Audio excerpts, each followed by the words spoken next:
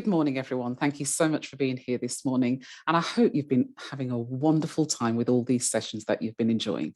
So my name is Carol Allen, and I'm going to be talking about marketing today. And marketing is one of the absolutely favorite subjects that I absolutely love. So one of the things, let me just share my screen with you.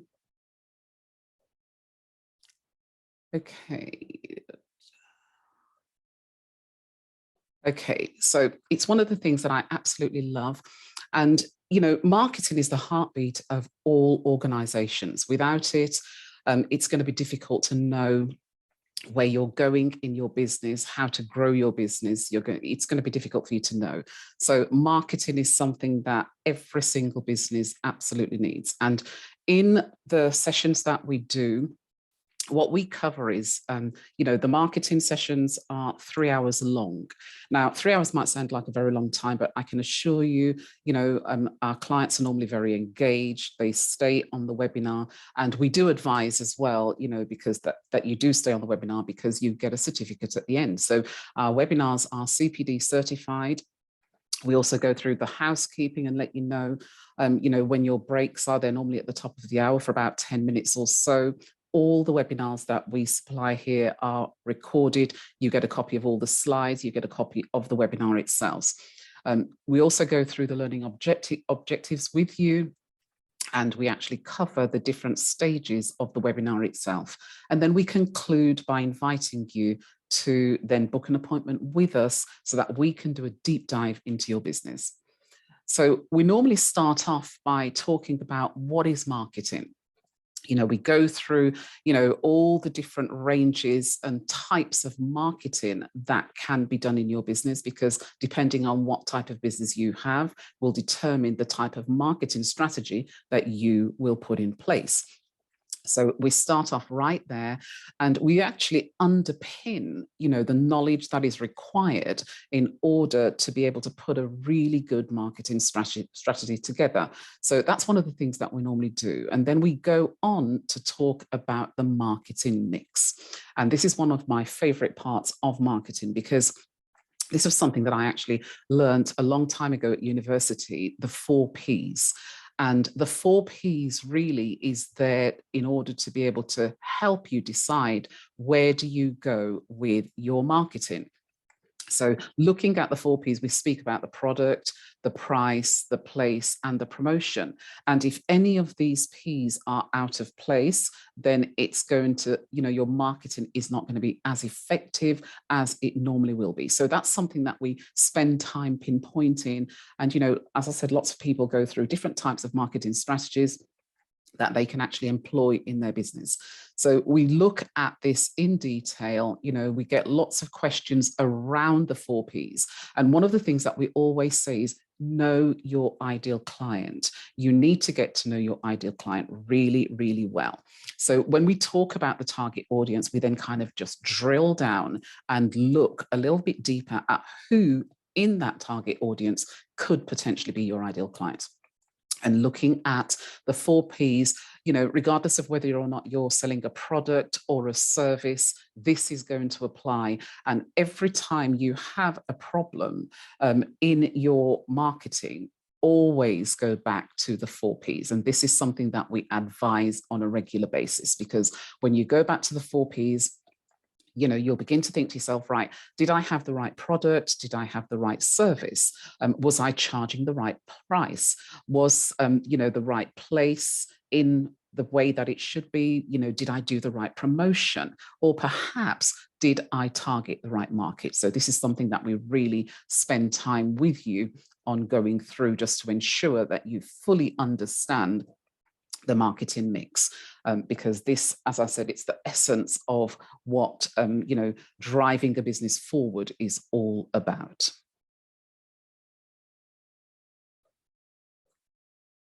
So we also encourage our clients to look at what could potentially have, an impact on their business. So we're looking at what we call the PESTEL model. So the PESTEL model, it's a model that is used by marketers. And a lot of marketers tend to use this model because it helps them to decide what could potentially, go right in their business or go wrong in their business, because of various factors that could be in the way. When we think of COVID, there were a lot of people, no one knew COVID was coming at the time that it did come, but a lot of people weren't set up for an eventuality. So this particular model, it's a way of helping the small business owners like yourself to be able to decide, right, okay, now I'm going to be going into business. What am I going to be doing? What am I going to be thinking about? What do I need to consider and forecast that could potentially be great for the business? It could be an opportunity. What is it that I'm looking at? And then on the other side of that, it could be what could potentially create a hindrance within the business. And one of the things that a lot of our small business owners normally come up with is the disposable income, because, we all know that we're in a recession right now. This is something that we always go through, and disposable income is often a problem. So we normally kind of just, unpick that and look at various types of ways of trying to generate income in order to be able to keep that business sustainable. And so we give our small business owners the opportunity to just look at the Pestel model, to be able to identify what could potentially, be a weakness or a strength or perhaps an opportunity, that they can actually look at, or maybe a threat. So this is something that they need to consider, because this is going to help them to be able to make the right decisions.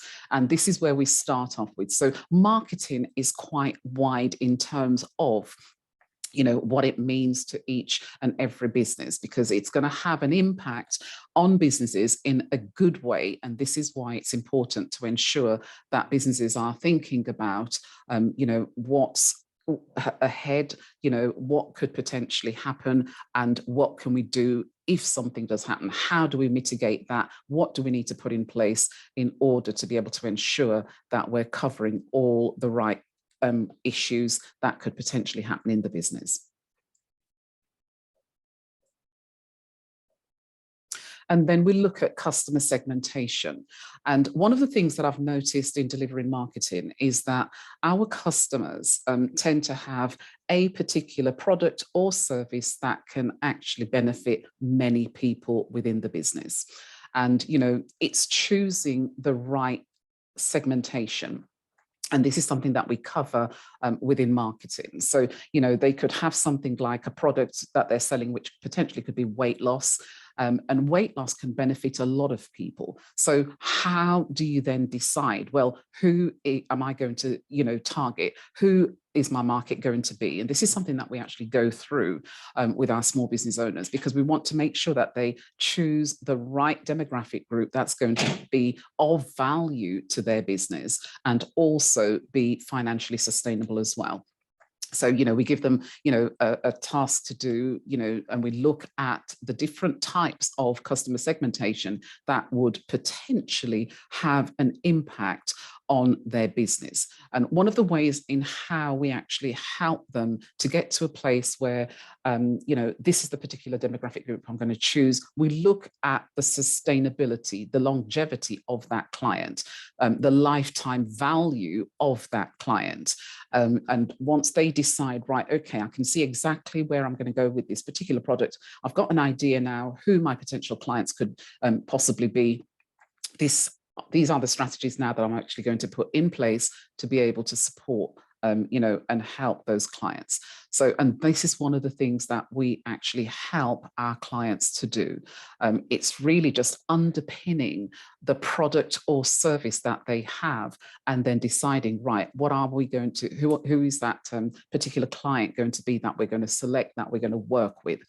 Because one of the things that we've noticed here is that a lot of our clients are at the pre-start level. And at that level, we want to ensure that they are making the right decisions when it comes to customer segmentation. And this is one of the reasons why we work so, hard on ensuring that our clients have got the right kind of client that they want to work with and that they want to support and serve. And this is one of the reasons why we go through customer segmentation, because customer segmentation as well, it's going to enhance competitiveness, it's going to establish brand identity, it's also going to help them to understand that what they can actually get in terms of working with that particular client. If it's a client who is going to be using their services on a regular basis, and it's whatever it is that their client is doing has become a lifestyle for that client, then it's worth targeting that particular client. But one of the things that we always say is try and focus on one particular client rather than try and spread yourself very thin. And we tend to give examples like, the gentleman who owns Amazon, Jeff Bezos. He started Amazon with just one particular product, which was virtual books, and then it eventually grew into what we see today. So that's one of the main examples that we tend to give when we're talking about, client segmentation. We then go on to, identify the reasons behind why they need to find out who their ideal clients are. Because knowing your ideal client, knowing who this particular client is, knowing who that demographic group is going to be, knowing what they want, knowing why they want it, and knowing what you have in terms of the services or products that you're going to provide, that is going to help your ideal client. So you need to understand, and this is one of the things that we help our small business owners with, it's understanding how to find their ideal client. So we look at strategic ways of how they can do this. We look at what their skill sets are, what their experiences are within a particular area, or industry, and then we work from there.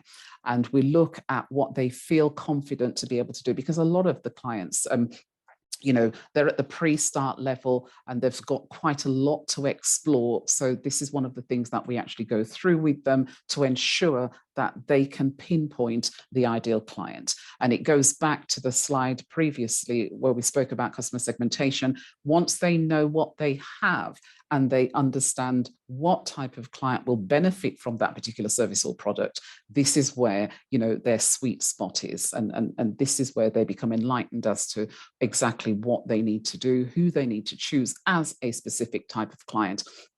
And it's getting the client right in the first place is one of the most important things that we actually show them on and how to do. So this is one of the things that is so important. It's getting to know their ideal client, and we actually hone in on what the potential ideal client can look like, because for each small business owner, it's going to be very different. And we also help them to decide on, is your ideal client going to be someone who's online, or are they going to be offline? Where will you could potentially meet them? Where could you go and find them? And one of the ways, if they're working online, is going to be in groups. So it's going to be in Facebook groups, it's going to be maybe in LinkedIn groups, and this is one of the areas that we direct them to go and start to mingle with the people who they potentially want to work with. So, knowing their ideal client is something that we really do spend time with them on in our webinars, and going through quite a lot of information as to what the ideal client does look like and what their ideal clients will mean for them. And then we talk about, preparing their marketing messages, because when you're going out online, you've got to have a potential marketing message that you can apply to whatever it is that you're branding. And, going through this particular slide is really, really important, because we give examples like with Tesco's, where Tesco's says every little helps. That's their branding message, and that's the message that they use, and that speaks to the mom, the dad, who doesn't have very much at times. So Tesco's is saying, well, we can give you quite a lot to ensure that every little is going to help. And once we get that across to our business owners, then it's very easy for them to understand the importance of why companies do have marketing messages. So we give a whole plethora of examples as to what a marketing message can look like, and how that's going to be part of the branding of their business. And this is something that we spend time going through. We look at, you know, the way of what branding means, because, you know, a lot of people think it's just about the logos, but we actually explain branding is every single thing to do with the business, and that encompasses, you know, your key marketing message as well as what you know, put out there online, your logos, your website, you know, the way you present yourself, your values, and everything. So we tend to go through all of that, so that they have a full understanding of what they're going to put in their marketing messages and what it could potentially look like. We then speak a lot about the customer's journey. And, you know, I often give them, I like to share stories within my sessions that I deliver, because it just makes it more realistic and it makes it more relatable. So one of the things that I always highlight is the customer's journey. So whatever you have to sell, whether it's a product or service, we tend to go through, you know, trying to get that client to become aware of your brand. And we go through the how to do that. So we look at what platform your ideal clients are on. We look at what is it that your ideal clients want? What are their pain points? What's their frustrations? You know, what do they need to break through? What obstacles do they need to overcome? What barriers do they need to break down? And so we take them through this process of helping them to understand why clients need to become, their ideal clients needs to become aware of what they have to offer, whether it's a product or service. And then we go through the process of, you know, helping that client to consider whether they are the right person for them to purchase from. And then once they make that purchase, it's all about the service. But once they make the purchase, one of the things that we do encourage them to have are ways of how they can actually help that client to stay loyal to their brand. And that could be things like, you know, offering discount codes or vouchers, or, you know, affiliate links where they can become an affiliate for their particular small business. So, and that is happening quite a lot. There's lots of small businesses out there that are actually encouraging people to become affiliates. And that's also, you know, a way of having that brand loyalty as well. So that's one of the things that we encourage them to do. And this will depend, the loyalty part will depend on what type of business are they doing. Is it a product that they're offering, or is it a service? And then we look at the reasons for loyalty, because, you know, clients right now, they do have a lot of choice. So you have to be positioned, you know, to know why a client should choose you as a small business owner.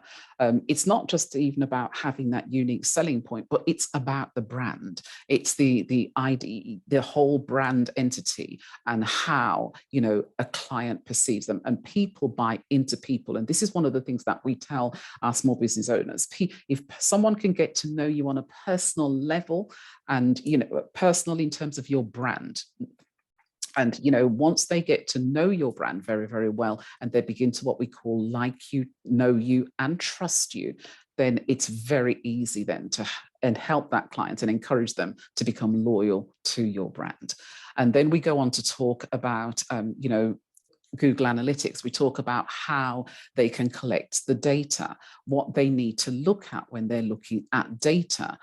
We help them to understand the reasons behind why they need to know and understand what data is all about, because this is going to help them to be able to move their business forward. The data helps them to be able to understand what's going right in their business in terms of their content that they're putting out there and that they're marketing. And, you know, and it helps them to also understand, right, if there's changes and or adaptations that needs to be made, what steps are we going to put in place in order to be able to do that? So it helps them to have a strategic approach to the decisions that they're going to make in their business. So looking at the data is something that we spend time with our small business owners, helping them to understand why knowing how to read the information is so important.